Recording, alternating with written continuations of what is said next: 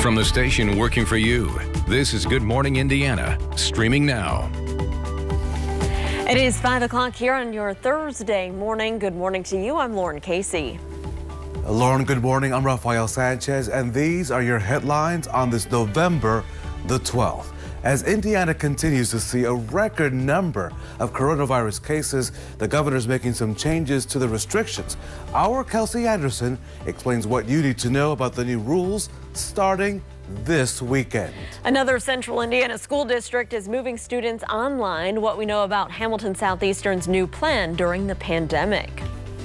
And new technology could help with contact tracing and tell you if you have either the flu or COVID-19. We'll show you how this new technology works this morning right here on Good Morning Indiana. And Lauren, I stepped outside and I quickly closed the door because I thought, you know what?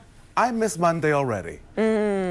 You don't say that too often, Rafael, but it is true. We had some beautiful weather early in the week, and Kyle, we're even seeing some frost on things out there this morning. Yeah, my, how things have changed, right? Earlier this week, we were wearing the shorts. I put up the Christmas lights and didn't turn them on yet, but taking advantage of the 70-degree warmth. This morning, we've got some fog out there with the colder temperatures. So while we all have the chill in the air, some of us are dealing with some low visibility. As you can see, that's down to about a half mile in Lafayette, under a half mile in Monticello and Logansport right now, and even around Kokomo and into Muncie at times, you've had that visibility dip around 1 mile. With the temperatures below freezing in those locations, could have some isolated slick spots out there, so some patchy freezing fog. 28 for you right now in Lafayette and Peru. It is 34 in downtown and 32 degrees for you in the Bloomington area. This morning may have a few clouds that scoot through, but we are really going to see a lot of sunshine here. Temperatures, they get to 46 for your lunch hour, into the lower and middle 50s, so it's seasonably cool this afternoon. Lauren? All right, Kyle, thanks. Let's take a look at traffic as you're heading out the door this morning. Here's I-70 if you're near Harding Street. This is west of downtown. You can see traffic there is traveling smoothly, both eastbound and westbound. Right now, I'm not monitoring any crashes or delays to slow down your Thursday commute. Rafael? Lauren, Indiana reaching yet another record high in new COVID-19 cases. These are the numbers. The State Department of Health reporting 5,156 new cases across Indiana. You can see the number of cases has continued to rise since October. More than 224,000 cases have been reported since the pandemic began. 31 more Hoosiers have also died with the virus, bringing the state's death toll now to 4,512 Hoosiers. Governor Holcomb says the state's positivity rate has more than doubled since his reopening plan, Lauren, moved into stage 5. And so now he's taking action by reinstating some new restrictions. Our own Kelsey Anderson is joining us now with the latest rules and what this all means for you. Kelsey, good morning.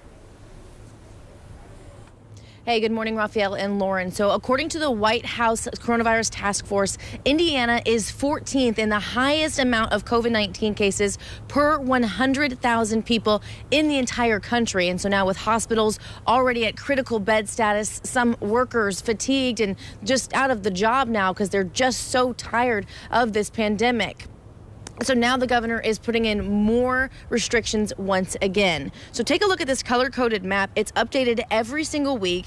And right now, no county is in the blue, meaning all counties have moderate to high levels of community spread. So beginning this weekend, November 15th, counties in the orange will be limited to social gatherings of 50 people. Red counties will be limited at 25 people.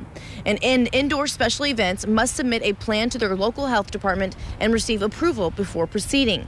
The mask mandate also remains intact, and the governor announcing $20 million will be made available to local cities, towns, and counties to help with compliance. As hospitals really begin to feel the pinch and worry they'll have to start cutting services and elective surgeries, the state health commissioner explains why taking a step back is necessary. We've doubled our cases every week for 4 weeks now, and we know that a certain percentage of those individuals, especially our elderly individuals, will end up in the hospital. And so consequently, if we turn this around now and decrease those cases, we still have that 10 days to 2 weeks of individuals that are still going to hit our hospital system. So yes, This is why we have to turn the tide now. This is why we need to make changes now. And, the governor's talking about not wanting to close businesses down, but the reality is some of our schools are having trouble staying open because of the number of teachers and students that are sick and on quarantine. Soon that will happen, or is already happening with our businesses across the state. So one way or the other, things will shut down and decrease if we don't take proactive action now. So again, no counties are in the blue right now, and that means that every county is either in the orange or the red, meaning they're going to have those restrictions. So orange counties are limited to 50 people per gathering, and those red counties are limited to 25 people. For a more in-depth look at that map, you can head over to WRTV.com right now, or of course, always download the WRTV News app. Reporting live, Kelsey Anderson, WRTV. Kelsey, thank you. And those new restrictions on gatherings in Indiana do not include churches, but state leaders are encouraging houses of worship to take COVID precautions. I've seen so many examples of church leadership who have a plan in place. By the way, you can check scripture on having a plan. That's times, but have the plan and execute the plan, and it can be done safely. I would say that of the top 4 or 5 contact tracing events that we have, there is a spike every week on Sunday related to church events. And so it is critical that individuals socially distance, that they wear their mask when we're singing and we're praising. That even causes more dispersion of this virus. Now, in light of all of that, another school district is going virtual. Hamilton Southeastern School Board approved changes to their schedule just last night. So starting on Monday, all students grades 7 through 12 will be 100% online. Grades pre-K through 5 will remain in person, and students in 5th and 6th grades will stay on a hybrid schedule. According to the district's Facebook post, older students were moved online because they're more independent and adept to virtual learning. The changes will remain in place until winter break on December the 18th, but are subject to change. Hamilton Southeastern's decision comes after Fishers announces new guidelines. The city's health department says the city is now at risk level 4, which means the risk for spread of COVID-19 is high and additional steps need to be taken to help prevent infection among residents. So the city has these recommendations. First, they say you should avoid gatherings in homes, workplaces, and churches. The Fishers Health Department says you should stay home except for essential services like school, work, healthcare, and groceries. Utilize curbside delivery and carry-out services. Work from home if possible, and make sure you wear a mask, practice social distancing, and sanitize your hands often. You can read all of the recommendations and guidelines for Fishers in this story. Just go to WRTV.com or the WRTV mobile app. So far, we've detailed the problem. Here's a possible solution. This morning, new information about when we could have a potential vaccine right here in our state. Dr. Lindsay Weaver is the Indiana Department of Health Chief Medical Officer. She expects to receive the vaccine from Pfizer first, since that company reported a 90% effective rate in preventing COVID-19 in their clinical trials. Pfizer may submit an emergency use authorization as early as next week. According to Dr. Weaver, a vaccine from the company Moderna could arrive by the end of the year. Now, Dr. Weaver also says the state will not give out any doses of any vaccine until they are cleared with an emergency use authorization from the FDA. Well, there is a new way to do contact tracing in the works, and it could make a difference for healthcare providers during the flu season. Vibrant Health is developing technology that asks users to type in their symptoms and find out if they're more likely to have the flu or COVID-19. It's designed to be built into apps, organizations, and companies that already use, and it also uses Wi-Fi networks to find out if you may have been in close contact with someone with the virus. The creators say it could help cut some contact tracing work for public health departments.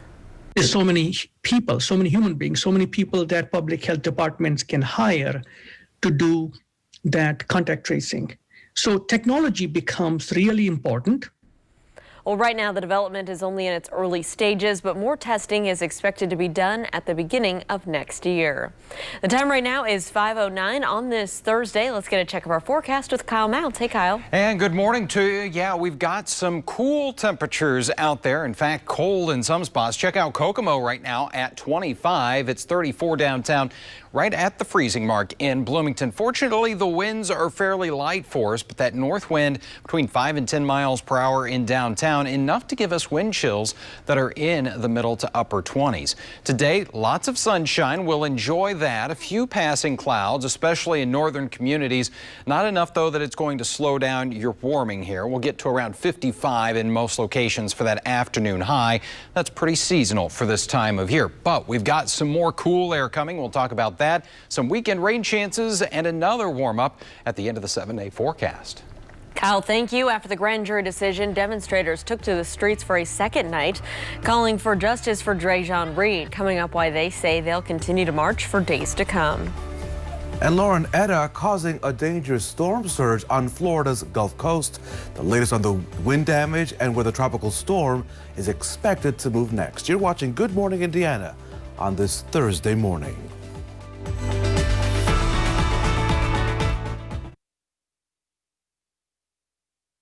Welcome back. Demonstrators say they'll continue to march through Indianapolis in protest of the decision in the Drejon Reed case. On Tuesday, the special prosecutor announced the grand jury's decision not to indict IMPD officer DeJure Mercer, who shot Reed in May following a chase, citing lack of evidence. That spurred reaction from the community in peaceful protests. Instead of going downtown, groups met on the northwest side at the Lafayette Square Mall last night for a second day of demonstrations.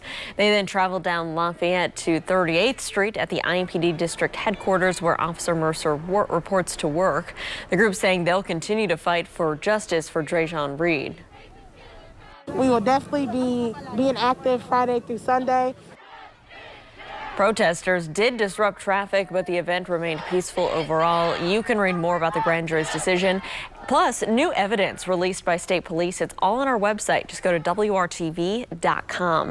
5:14, Raphael, President-elect Joe Biden has taken a big step in his transition process, naming his chief of staff as Ron Klain, but President Trump still refuses to concede the election. And so, Lauren, now members of the president's own party say they will step in if something doesn't change really soon. ABC's Alex Prochet has the latest from Washington. As of this morning, Joe Biden leads Donald Trump by more than 5 million votes nationally. It's the largest popular vote victory since Obama in 2008. Still, President Trump refuses to concede and continues to make baseless claims about election fraud. Now, eyes are on Georgia. Biden is up there by more than 14,000 votes. A hand recount already authorized, though the Republican Secretary of State telling CNN he thinks the ultimate results won't change. We believe that the ballots were counted accurately with the machine count. In Arizona, another state where Trump's challenging vote counts, the Attorney General telling the local paper if indeed there was some great conspiracy, it apparently didn't work. But the president's refusal to concede and his allies backing him has frozen the transition process. New overnight, two State Department sources confirmed to ABC News the department has given no guidance to all diplomatic posts about how to discuss the election results and was not assisting the Biden transition with receiving calls and messages from foreign leaders. Biden's also not getting key intelligence briefings through the General Services Administration. GOP Senator James Lankford telling KRMG Radio he'll, quote, step in if that doesn't happen by Friday. Still, President-elect Joe Biden is moving forward with transition activities. Biden filling a key role in his incoming administration, tapping Ron Klain to be chief of staff. Klain led the Obama administration's response to the Ebola virus. Yeah, one thing that the Obama administration left as a result of the work we started during the Ebola response and continued with the Pandemic Preparation Office was a playbook. And on page 9 of the pandemic playbook, it said, hey, here's something to worry about, a coronavirus. Former George W. Bush Chief of Staff Karl Rove wrote an op-ed in the Wall Street Journal saying that these election results won't be overturned and telling President Trump that closing out this election will be a hard but necessary step towards restoring some unity and political equilibrium. Alex Prochet, ABC News, Washington. Alex, thank you so much. Eta is no longer a hurricane. That's the good news. The bad news It's a tropical storm and it's hovering over Florida. Here's some of the images from there. Strong winds and flooding has hit southwest side of the Panhandle. The National Hurricane Center says the state's Gulf Coast could see a life-threatening storm surge today. And that would include the Tampa Bay area, which houses millions of people. Eta is expected to move northeast into the western Atlantic by tonight or maybe even as early as tomorrow. This is the first tropical storm to make a November landfall in Florida since 1998. And our Kyle Mounds has been tracking the storm. Kyle, the folks there in Florida and the Gulf Coast have not been able to get a break this summer. Yeah, and especially Eta. We didn't want it here at all in the month of November, but as you mentioned, it's just been kind of hanging out across the Gulf of Mexico and parts of Florida for much of the week. And here you can see on radar, it continues to bring quite a bit of rain here, especially to the northern half of the state. There's the center of circulation, so it is making landfall once again. As we check out the latest specifics, there it's got winds of 50 miles per hour. At least it is finally going to pick up some forward momentum here as it's moving off to the northeast at 13 miles per hour. So overnight, it will take it off the coast of the Carolinas and then out over the open Atlantic waters. As far as us, not going to need the umbrella, not talking about any rain here as we go through the next couple of days. That will begin to change, though, as we go into the upcoming weekend. Right now, it's all about that chill. We got 34 degrees out there. 28 is what it feels like in downtown with a north breeze between 5 and 10 miles per hour. The warmth we enjoyed, well, it is slipping away. There you can still see some 60s, couple 70s along the eastern seaboard, but the colder air is winning out with that 35-degree reading in Peoria. Check it out. It could be a lot colder. We've got teens back in parts of the Dakotas. We are not going to be getting that cold, so that's the good news. Lots of sunshine for us today. A few clouds from time to time, especially north of I-70. Temperatures will be at 40 degrees for you here at 10 a.m. We'll get into the lower and middle 50s later this afternoon. So this is right about where we should be. 54 in Lafayette, 51 in Marion and Anderson at 53 degrees. You'll get to around 56 in Shelbyville with those sunny skies. Same for you in Martinsville. And temperatures in the middle to upper 50s around Seymour and Spencer today, about 57 or 58 degrees. Now we're going to have another frontal system that slides through here tonight. May bring in an isolated shower, a couple of sprinkles. That's going to be about it from this system as far as the wet weather is concerned, but it does bring the temperatures back down for our Friday. So we get back into the sunshine, but the end of the week is going to be chilly. I don't think most locations will be making their way out of the 40s here. And then as we go into the upcoming weekend, we've got that chance for some wet weather, some scattered showers here as we get into our Saturday and Sunday. Temperatures recovering a little bit here, close to 60 as we get into Sunday, but look at that. We go into early next week, we fall back down again. Highs are in the 40s with dry weather Monday and Tuesday, and then it looks like we may get a little more prolonged warm up here as we go toward the middle of the week and beyond. Lauren? All right, Kyle, thanks so much. Let's get a look at traffic as you're heading out on the roads. This is I-65 near St. Clair Street. Our view here as you're heading around the curve at the North Split.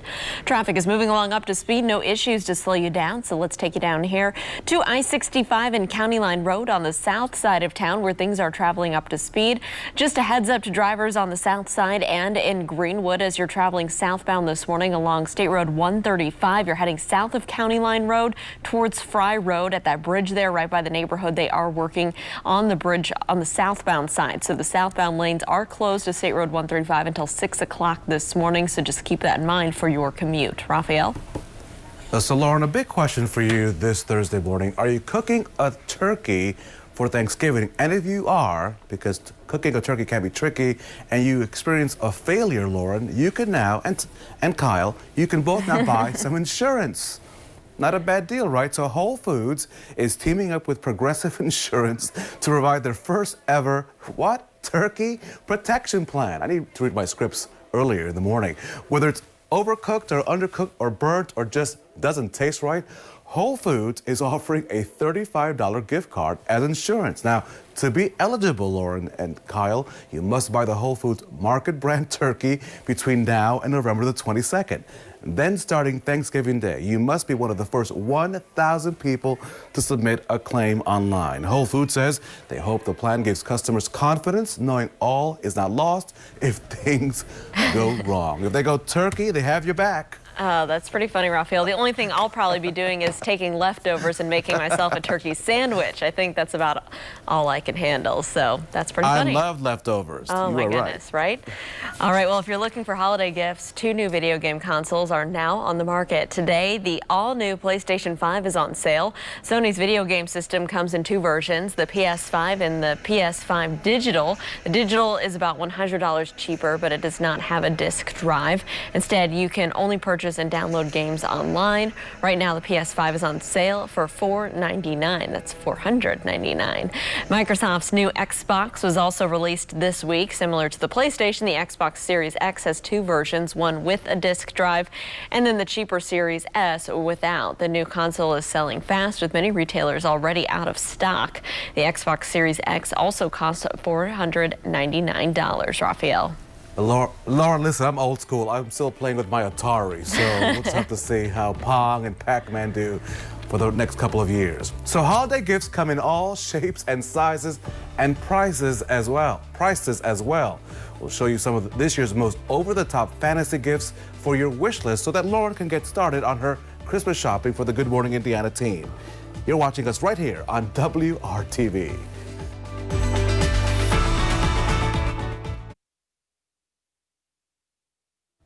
Welcome back. It is 5:26 here on your Thursday. So, Raphael, if you're looking for an over-the-top gift to put under the Christmas tree this year, of course, Neiman Marcus has you covered. But you have your tree up already, so I you do. probably It's have ready for gifts. tons of gifts, and I think that our Todd Clausen already got this. So listen up here. The retailer released its 94th annual holiday book, including fantasy gifts. People can buy an exclusive Alaskan vacation for $345,000. The trip is for 6 people and includes a private chef. That's quite handy. This year's list also offers a luxury travel trailer, a custom-made travel library, and some exotic jewelry. I bet that our Todd Clausen right now is on his way to Alaska. I'm just saying. And he's not here, so he could be shopping. He is on the road. Yeah, you never know where Todd's going to end up here. But maybe next time he'll take us with him, right? All right. Well, I don't feel quite so bad putting up the Christmas lights now that I know that Lauren Casey's Christmas tree is up in our living room. So, you know, that's the next step. All right, today we're going to get an update on the drought monitor, but last week we still had some areas of moderate drought. We've got some rain coming this weekend. Could see about a ½ inch here on Saturday and Sunday. Closer look at that in just a few minutes. You're watching Good Morning Indiana on WRTV.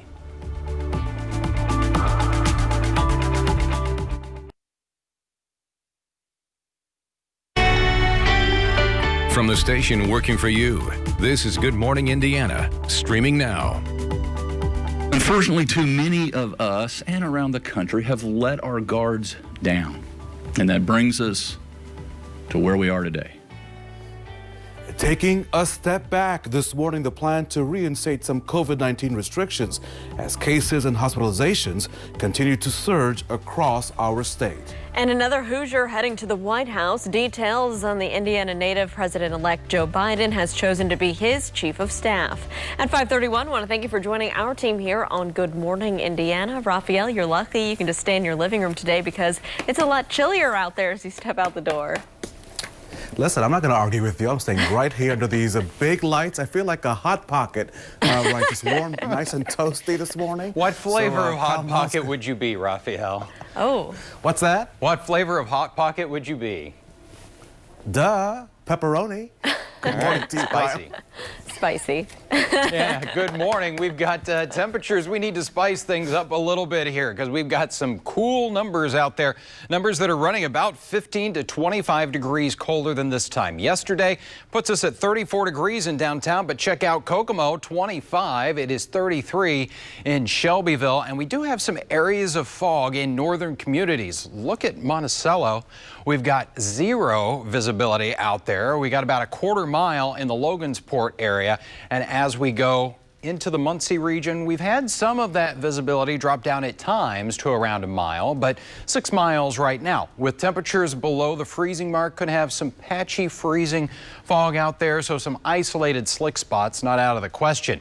We got rain that is off to the south and east. We are going to stay dry, just a couple of clouds that will move through here. Mostly sunny skies, and temperatures this morning 34 degrees at 8 a.m. as the sun comes up. We'll have 47 there at noon, and numbers that only get into the lower and middle 50s, but that's pretty typical here for the middle of November. Lauren Casey has a check on your Thursday morning commute. That's right, Kyle. Not too much going on right now, so that is good news if you are heading out on the roads at this early hour. Taking you up here to Whitestown. Good morning to you. I-65 near State Road 334, where traffic is picking up. Traveling up to speed, though, no delays. Of course, we'll keep you updated on any trouble spots to slow you down, and we'll keep you posted. Raphael? So, Lauren, the number of hospitalized Hoosiers with COVID-19 is now at an all-time high. This morning, hospital officials believe that patient numbers may double in the next several weeks. The 7-day positivity rate is now at 10.3%. That's up nearly 6% from when Indiana moved into stage 5. And with the spike, there's a call for the Hoosier State to take a step back. Our Kelsey Anderson is joining us live on that this morning with what restriction rollback means for you and your family. Hey, Kelsey. Hey, good morning, Raphael and Lauren. So the state of Indiana, they are hitting the pause button as we try to get a grip on this coronavirus. Yesterday, Governor Eric Holcomb announced that some of the coronavirus restrictions would be reinstated as cases have doubled since opening in September. So the new steps will limit crowd sizes in those counties at the higher risk levels of coronavirus spread, which at this point is every county in the state. A new executive order will take effect this Sunday, limiting crowd sizes to 50 people in the highest risk red counties, 25 people in the highest risk red counties and 50 people in the next riskiest orange counties. The new order will also limit capacity at K through 12 sports and extracurricular events. We've doubled our cases every week for 4 weeks now, and we know that a certain percentage of those individuals, especially our elderly individuals, will end up in the hospital. And so consequently, if we turn this around now and decrease those cases, we still have that 10 days to 2 weeks of individuals that are still going to hit our hospital system. So yes, this is why we have to turn the tide now. This is why we need to make changes now. And, you know, the governor's talking about not wanting to close businesses down, but the reality is some of our schools are having trouble staying open because of the number of teachers and students that are sick and on quarantine. Soon that will happen, or is already happening with our businesses across the state. So one way or the other, things will shut down and decrease if we don't take proactive action now.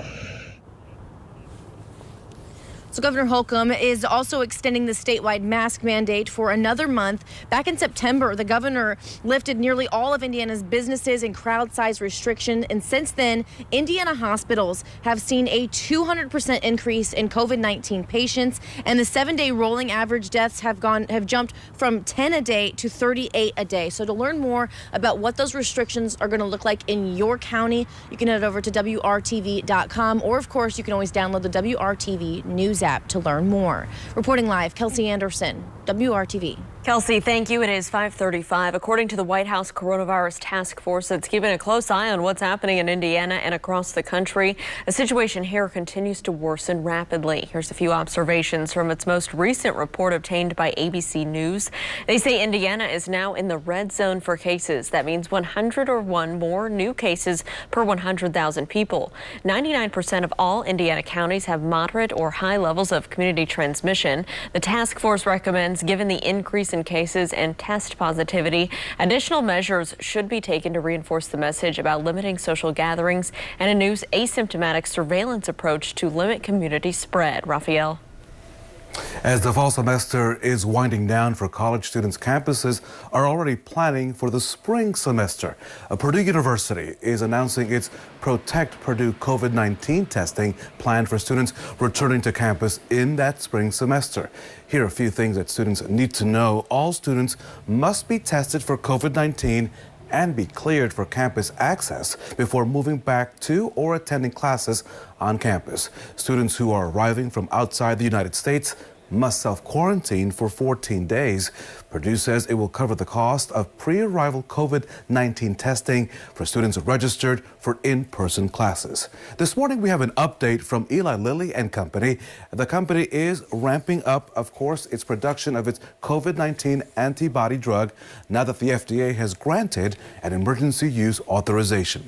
88,000 doses of the antibody drug have been shipped to a distributor who will work with the government to determine where to distribute the drug based on COVID-19 rates. The U.S. Department of Health and Human Services says that the state of Illinois is getting the most vials this week. It's not just Indiana, Lauren. As we know, we've been tracking these numbers. States from coast to coast are seeing a record number of COVID-19 cases. And as ABC's Kenneth Moten reports, experts are now warning about, quote, substantial growth of the pandemic in the Northeast and Mid-Atlantic states. This morning, the coronavirus emergency getting worse by the hour.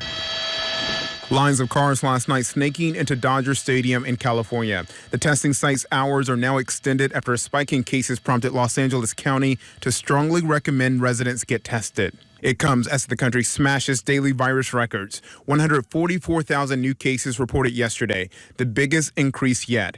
More than 65,000 Americans now hospitalized, an all-time high. According to the COVID tracking project, healthcare systems are on the brink of being overwhelmed in these 9 states. We're breaking records from April, which we didn't think we would be in a place like this come 7 months later. But I'm also worried that there is a sense of quarantine fatigue. People think it's over, it's rounding the corner when it's really not. In New York, the governor is imposing a 10 p.m. curfew for bars, restaurants, and gyms.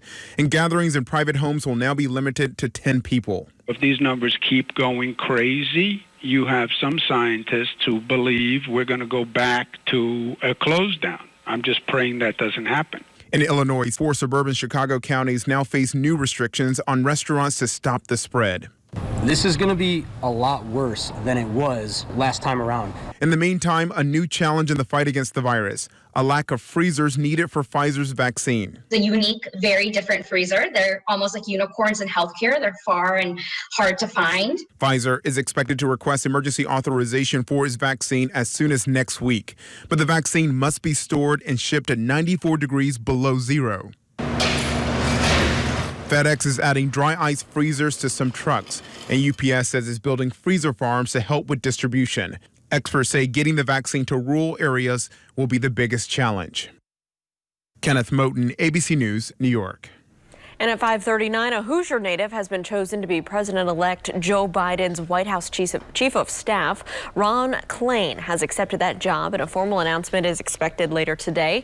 The North Central High School grad served as Biden's Chief of Staff during the opening years of his vice presidency. He was also the White House Ebola response coordinator back in 2014 and has taken considerable interest in the response to the coronavirus pandemic. President-elect Biden is also narrowing down the rest of his senior team of West Wing advisors. More announcements are possible before the end of the week. Meanwhile, President Trump's team continuing their challenge of election results, and Indiana Attorney General Curtis Hill joining in on the fight. Hill joined 5 other attorneys general in filing a brief with the U.S. Supreme Court challenging a court decision that rewriting Pennsylvania's absentee ballot receipt deadline.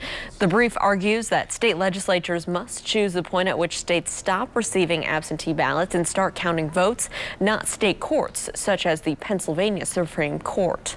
It is 5:40 and want to check in on our forecast back here at home with Kyle Mounts. A chillier start, Kyle. Yeah, Lauren, we've got different degrees of cold out there this morning, as we do have some 20s from Fort Wayne through Peru into Lafayette right now at 27 degrees. Right at the freezing mark for you in Bloomington and 34 in Indianapolis. And it's leading to scenes like this one from our photojournalist Shay Goodpaster there at Rush County. We've got some frost on the windshield. So if you park outside, allow some extra time to either let it thaw out a little bit or take that ice scraper to the windshield this morning.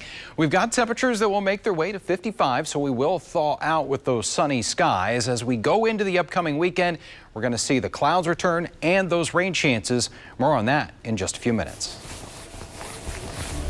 Following the grand jury's decision on the Drejon Reed shooting death investigation, city leaders are now stepping up straight ahead. Their plan to help the community heal.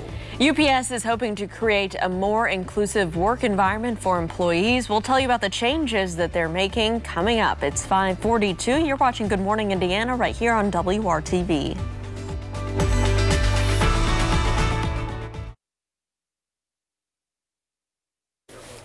Welcome back to Good Morning Indiana. City leaders are leading an effort to heal and calm the community after a grand jury's decision on the fatal shooting of Drejon Reed.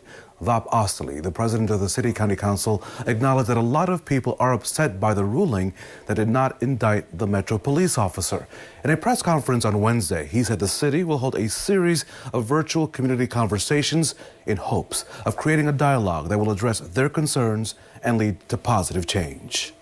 Our plan right now is to hear from our community. That's what I said before. In the same way that we heard back in May and in June and in July of 2018, when we had our first series of community conversations. And we heard our community say to us, these are the things that begin to build trust. One, implicit bias training. Let us make sure that we do it. Posting of the general orders and the general orders themselves. We've taken action on those things. And we will continue to do those things so that we have that level of rebuilding of trust. I don't even know if the term rebuilding is correct. We are moving towards building a trust. Osterly says we will learn more about these community conversations in the coming days. Well, as Indianapolis continues to deal with a very violent year, one mother who lost her son to gun violence is hoping to provide some support for other moms experiencing similar losses. Kathy Mann's son Trayvon was killed on the northeast side of Indianapolis back in November 2018. Every year she does a balloon release in honor of his birthday. Well, this year, in addition to the release, Kathy is planning a gospel jubilee called Put the Guns Down, Mothers Are Tired of Crying. She's inviting other mothers and families who've been impacted by the more than 200 homicides this year and hopes to start a conversation about how to stop the violence. How do we stop the violence? Where do we begin? Does it start at home? Does it start at school? Does it start in our communities? We have people that want to come and say things, want to come and tell the police, hey, I know who did this, I know who did that, but they're afraid, for their own lives. Well, the event will be at Hovey Street Church of Christ beginning at 12:45 Saturday afternoon. Face masks will be required and social distancing measures will be in place. Raphael?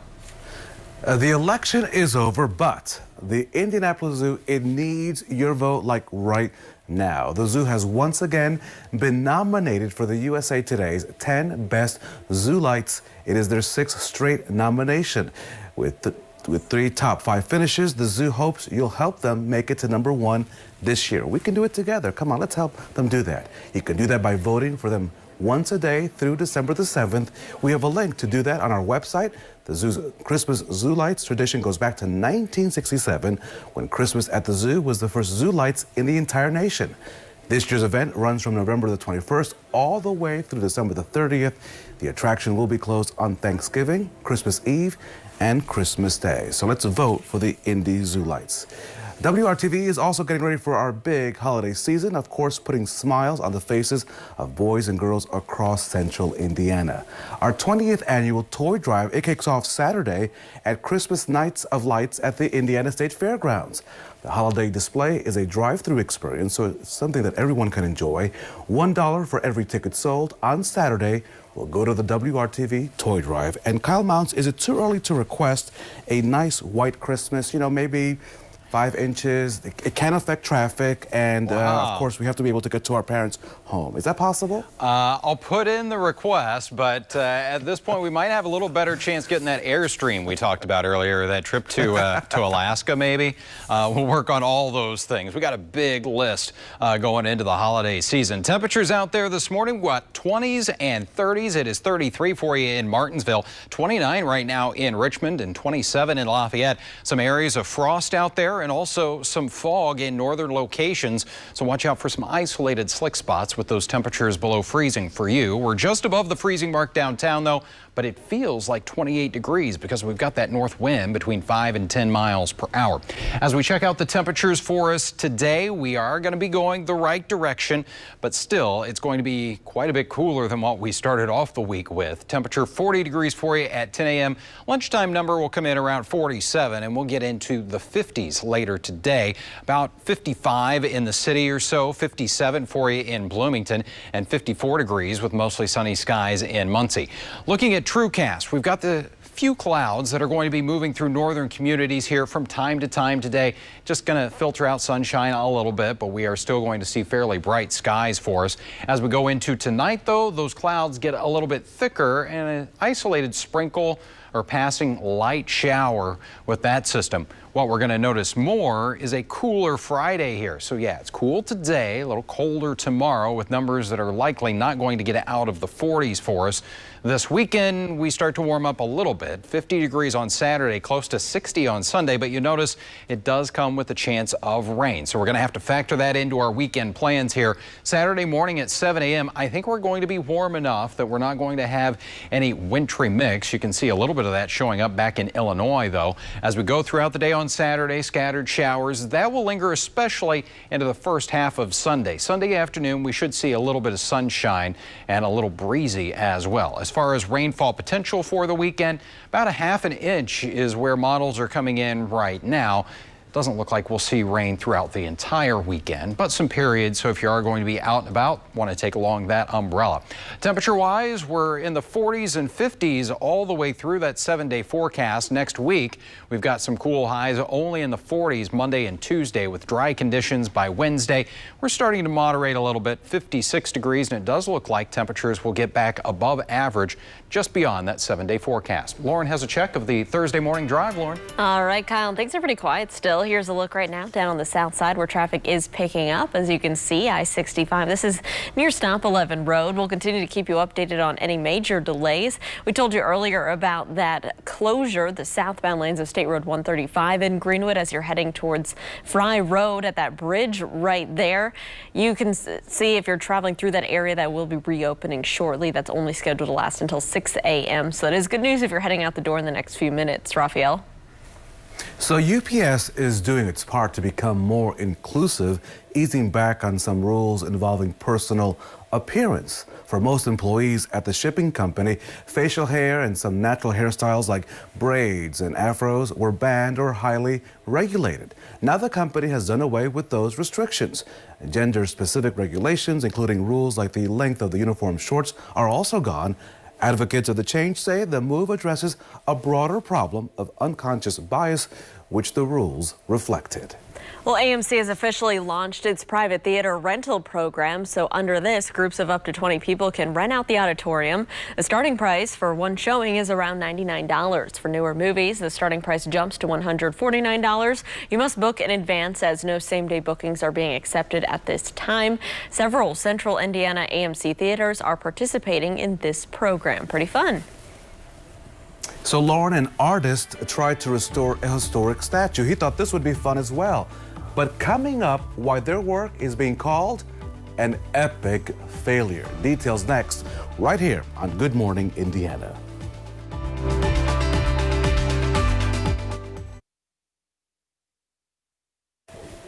So have you seen this on your Facebook feed? An attempted art restoration project in Spain is now being called an epic failure.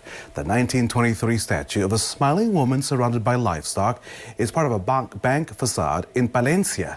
Instead of getting her broken face restored, she's being disfigured by a well-meaning but apparently incompetent artist.